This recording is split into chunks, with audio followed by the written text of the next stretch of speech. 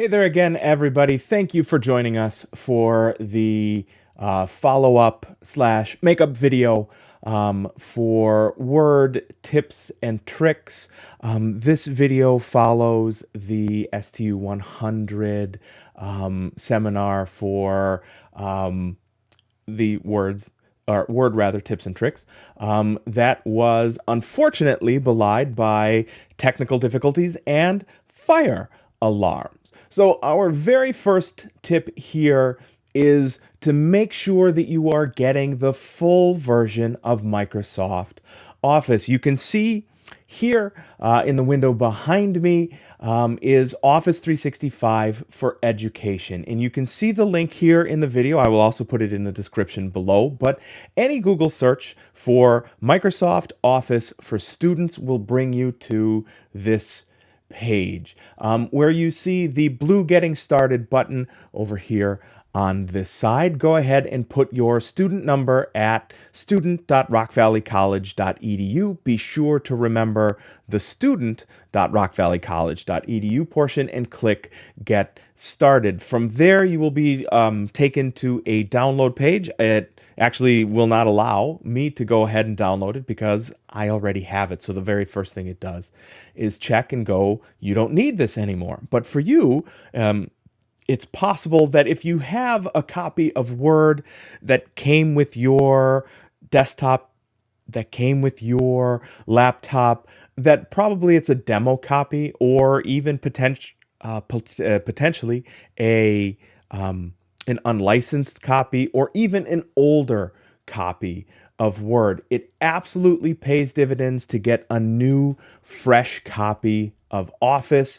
You have it for 4 years from the date of install, as long as you sign in with your your S number at student.rockvalleycollege.edu account. Even better, you have it on 3 devices simultaneously.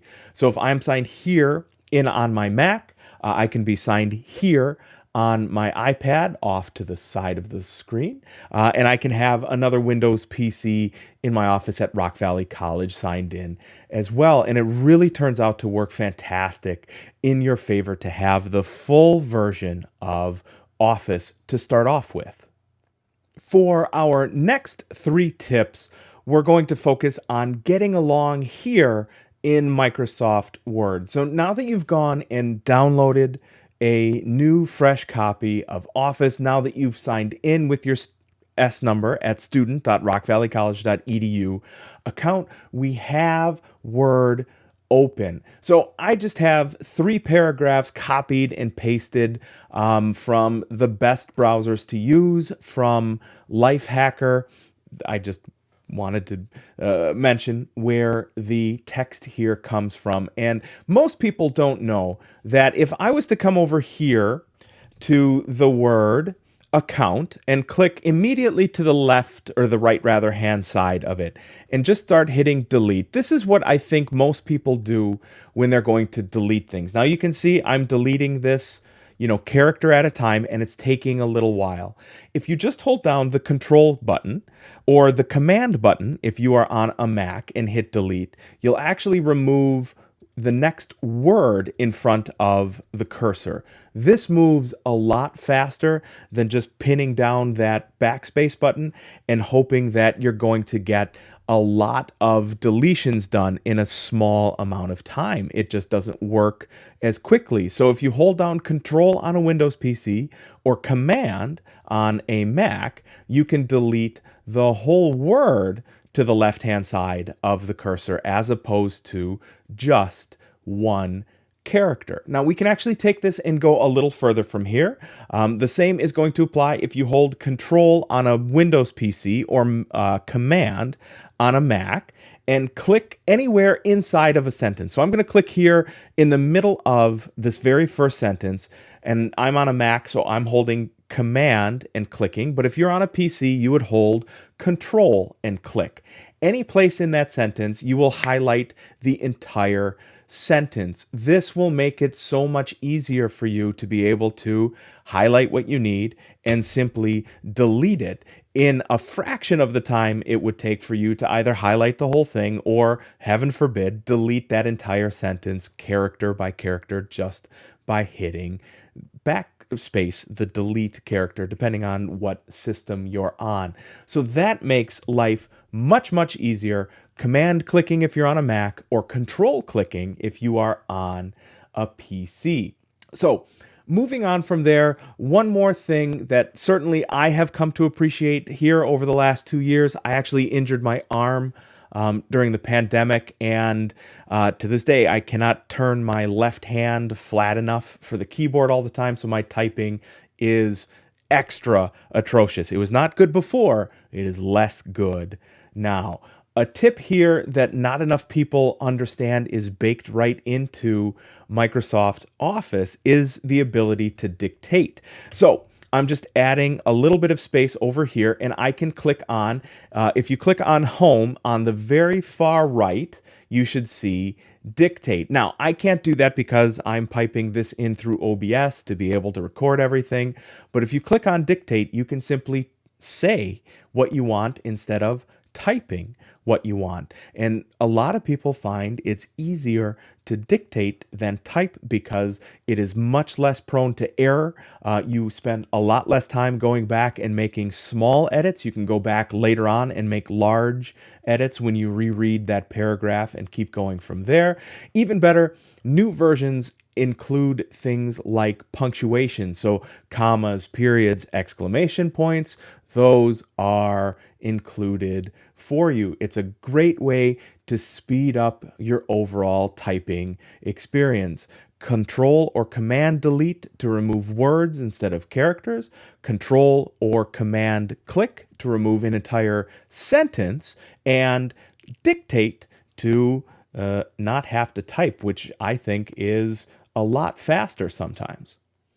For our next group of tips, we are going to talk about inserting objects into your Word document. You know, that old adage really is true that sometimes a picture is worth 1,000 words. So sometimes you just want to add a little bit of a visual indication for your reader, so your professor or an audience of whatever. You've got something hanging up in a hallway here at Rock Valley College, etc.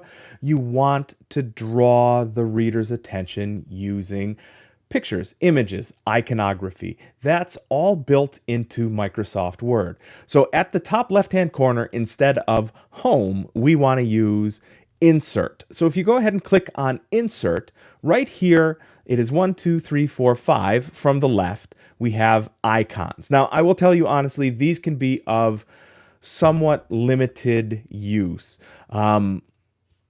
There is, you can scroll down this list, and actually the list is very, very large. I'm not sure the value of, a state outline. I just wonder if that's going to be particularly valuable for anybody. But I do think things like the arrows are valuable.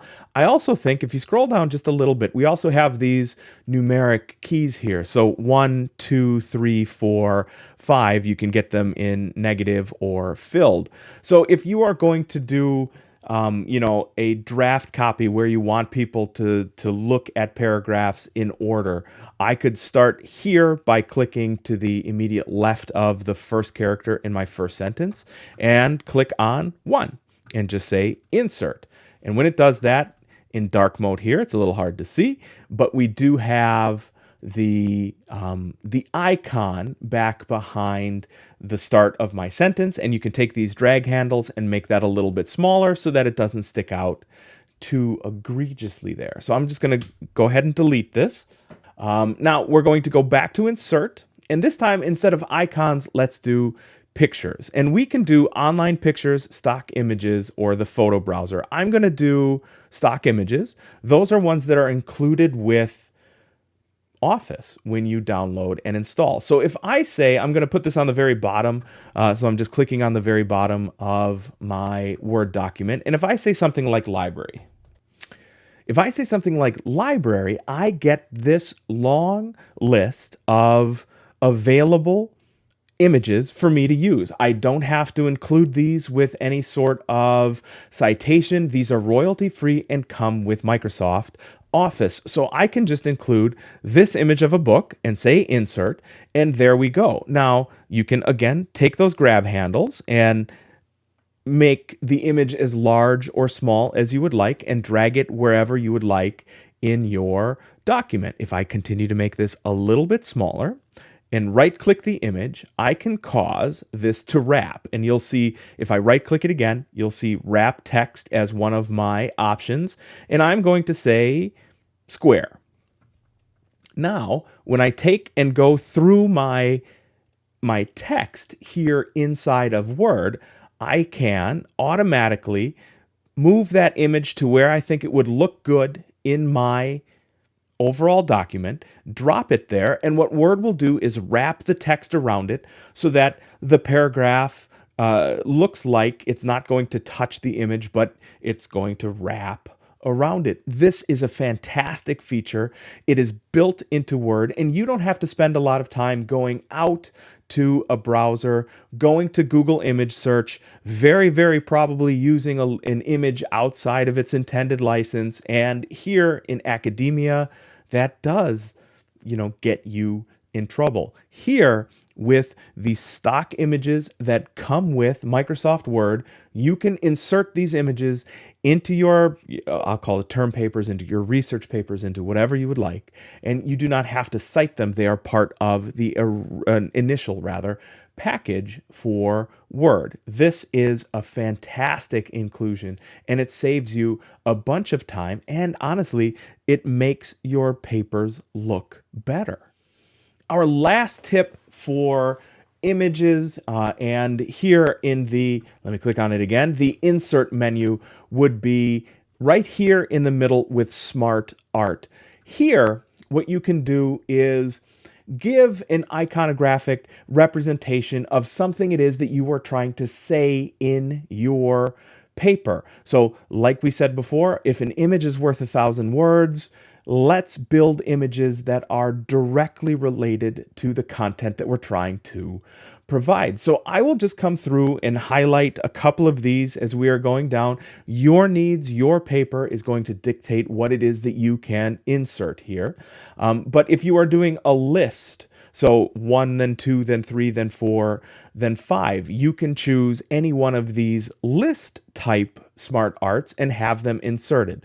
So this is called a vertical chevron list. I'm just going to go ahead and click on it, and it's going to insert that for me. If I double click on any of the text elements inside of here, so I'm going to say step 1, and you'll notice it automatically sizes that text for me. I'm going to go step 2, step 3, and now I have a clear listing on the left-hand side of what's going on. And over here to the right, I have space in order to actually put, the substrata of those. So locate Word, online, download.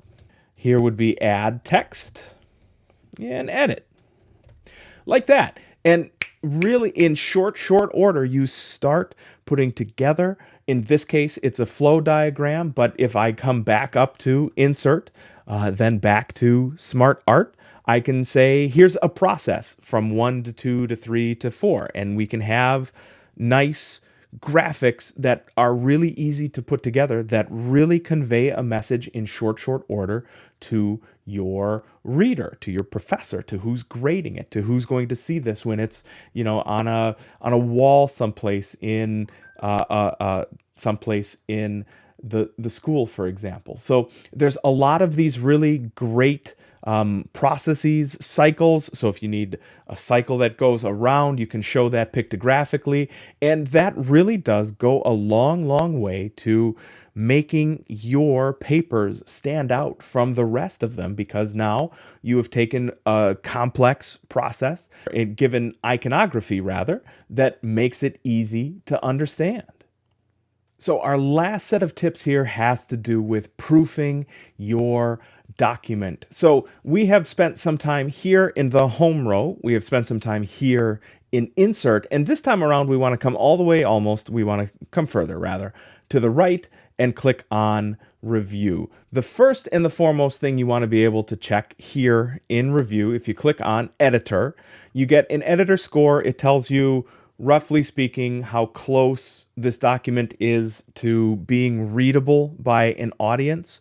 It says here spelling is corrected. There's one grammatical error, and there are two things that I can do to make this more concise. We will run down through all of these. If you'll notice, the first thing right here over to the right-hand side of that editor button is check spelling and grammar. So if I go ahead and click on that, it's going to tell me if there were any spelling errors. Now, this is an old concern, but it is worth mentioning here. Not everything that is identified by Microsoft is going to be an error. There are still times where there are errors in like there, and there, right? So we have different spellings with different meanings, but they sound the same. Microsoft can still get those wrong. There are times where you have words that are going to be specific to whatever subject it is that you are making your paper on. And those are going to be consistently identified as incorrect. But that's okay. You can always go ahead and skip those. And they are, it's probably worth mentioning, when you see something that is underlined with that little red squiggly line, that lets you know that there is an obvious spelling mistake there. Here with the grammar, so that's the part two, right? So the spelling is the first part, grammar is the second part. It is identifying things that Microsoft thinks are grammatical errors. Here, the sentence says, "You are also welcome to opt in to advertising." Now, this is actually not grammatically correct for me to say into advertising. This is correct as two separate words, but it's worth noting that you can use these little bump handles here, bumping left, bumping right, to go from previous mistake to next mistake. It's just that this is the only one that Microsoft here has identified. So the very final thing here is what is known as a readability score. So if I click on options, so if I click on editor over on my left-hand side one more time, and double click this document stats here at the bottom, it says we are calculating stats for you. This may take a while. It's, in my experience, always very, very quick. It really does depend on how long your document is though, but go ahead and say okay.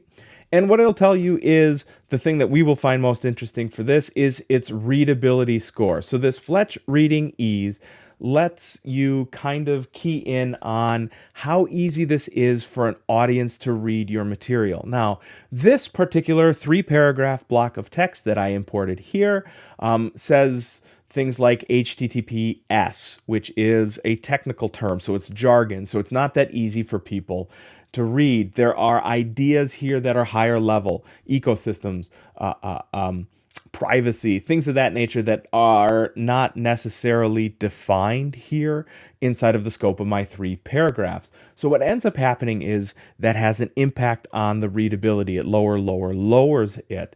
That might be something that you take into account before you proceed with your submitting your document. What I will tell you is here, the idea of passive sentences is really what you are looking for. You want to use the more direct language there.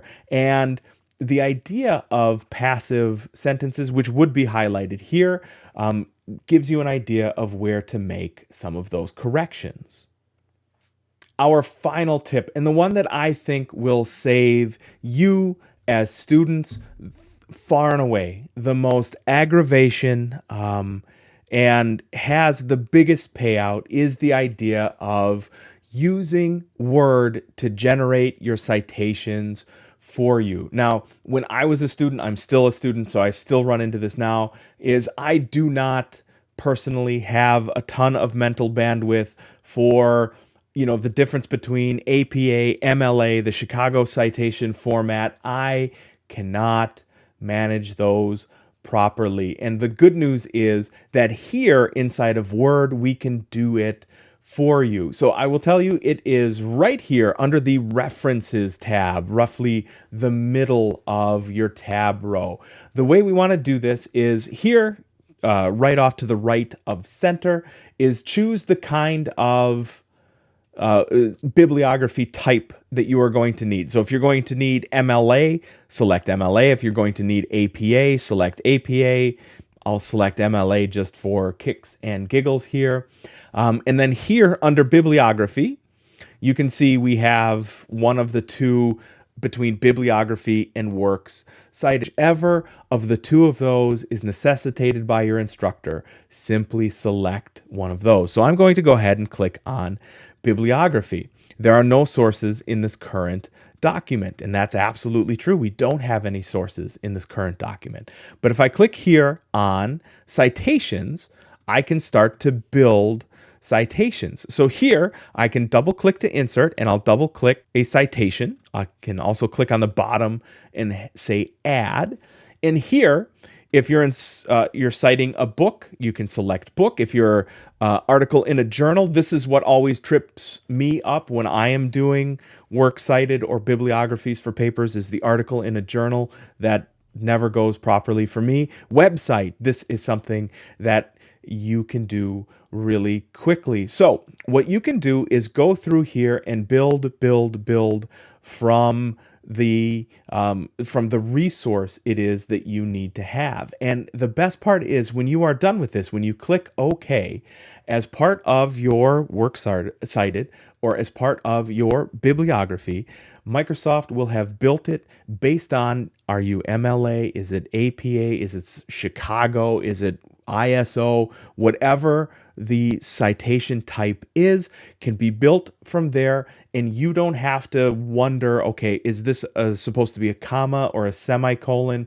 What goes on what line? You don't have to worry about any of that. It is all built for you here using the citation editor and the bibliography editor built right into Microsoft Word.